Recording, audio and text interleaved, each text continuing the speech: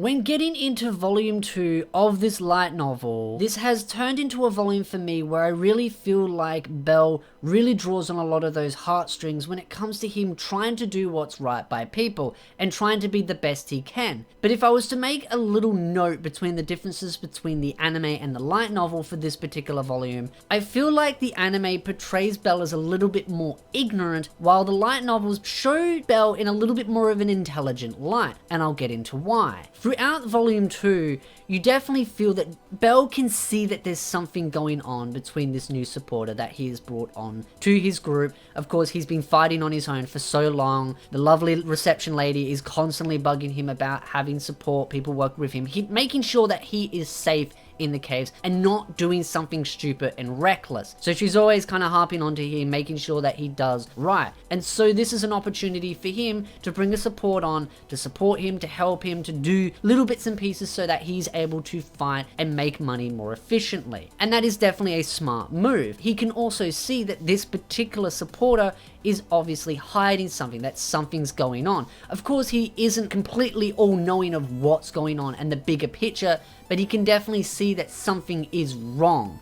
And he can see those little bits and pieces and he can piece them together. And again, it does not matter whether he knew the big picture or not, because at the end of the volume, he ends up finding out the full truth, and again, he never regrets any decision he makes. He supports this girl through thick and thin. So I don't think, even if he knew from the very beginning what was going on, he would always support her, because that's the kind of person he is. He's a loving, caring individual that tries to do what's right, tries to be the hero.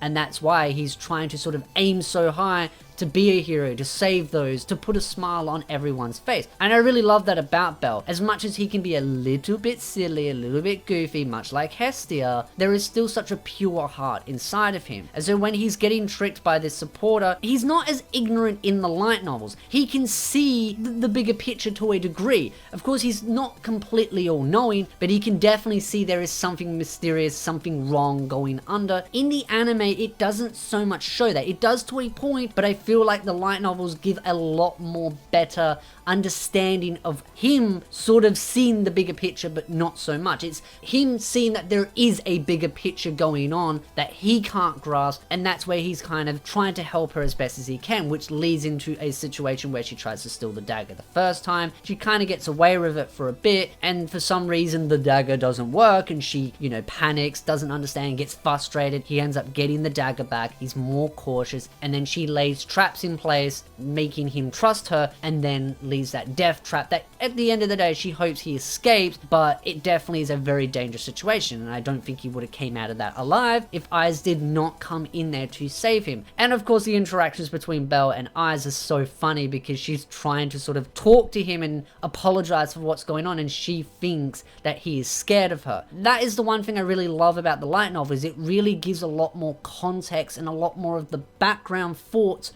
of what is going on in these characters. Thea, Belle, Eyes, those three I feel like have a lot more understanding of what's ticking inside of their brains. I mean, Thea just wants to play with Belle like a toy, and she notes that in this volume, that she knows she'll lose interest once she has possession of him, and it's just merely she wants to put him on, a little pedestal, play with him every now and again, and that's it. She's very sort of controlling. She wants her favorite toys, and she doesn't care who she sort of knocks out of the way to get that.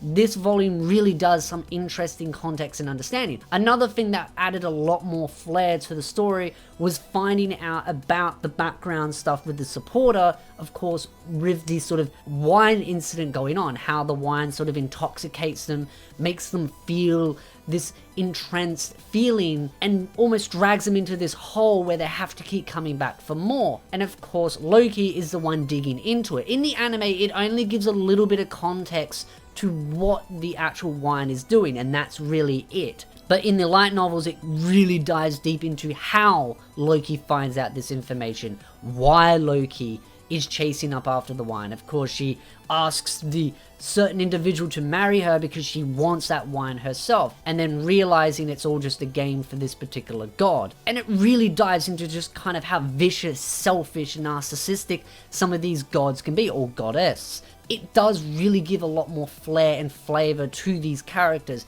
even if you don't really read about them as an individual or you don't really see them at the forefront of the story, learning about their motives and drives is one of the key things I find is really important in this light novel. Again, I still really enjoy the anime, do not get me wrong, I'm not ratting on the anime, but I'm just giving a bit of context to and examples as to where the light novels really do dive a lot more deeper into the mindsets, and it really does help understand what some of the deeper drives are, where and how they got to these situations and why they are doing these things, and just the general deep motivation. As I said before, Bell has a lot more kindness really deep inside of him, and you can see that he isn't completely ignorant. He is to a point, but not as ignorant as I feel the anime portrays him. But it still really paints him in a nice light where he's just heartwarming. I think that's the main importance that I think the anime was trying to bring out, was that no matter what the situation is, he didn't care. He just wanted to be there to support her. And I think that's the main focus, of course, of that particular story arc. One last thing to also note that I really found quite interesting about this volume is the fact that Belle can notice and feels when someone is really showing a lot of interest or gaze, how the goddess Freya is able to sort of watch and observe from the distance of what Belle's doing. He can feel that. He's got that sort of hidden sense that he can feel when someone's gazing, even if it's sort of in a magical sense or from a far distance when the normal sense or eyes would not detect. I really do find that quite interesting because it really shows a lot of hidden potential and power in Belle. And I do look forward to seeing where that goes. Again, I'm reading through all this as a first reader going through this in anticipation, of course, of season 2. But I really do love the way Belle can sense and feel some of the things that are going off in the background. It's the same with, of course, the supporter. He's not completely ignorant that something is going on. He doesn't understand the full big picture, but he can sense that there is a bigger picture to it. That's what I really love about Belle. He's an interesting character. I really do love his heartwarming, caring nature. And of course, Belle is always having those fun interactions with Hestia. And of course, other characters, which is what I've always loved and enjoyed. And this particular volume does a very good job at that. And it really adds a lot more context. The same as volume 1. Both volumes add a lot of context, a lot of drive, and a lot of motive behind understanding the characters as a whole. But overall, I'd love to know your thoughts in the comment section down below. What are your thoughts about this volume? Who are your favorite characters? Just your overall thoughts and opinions are welcome in the comment section down below. But if you like this video, hit the like button, subscribe for more anime content, and I'll see you, beautiful nerds, in the next video.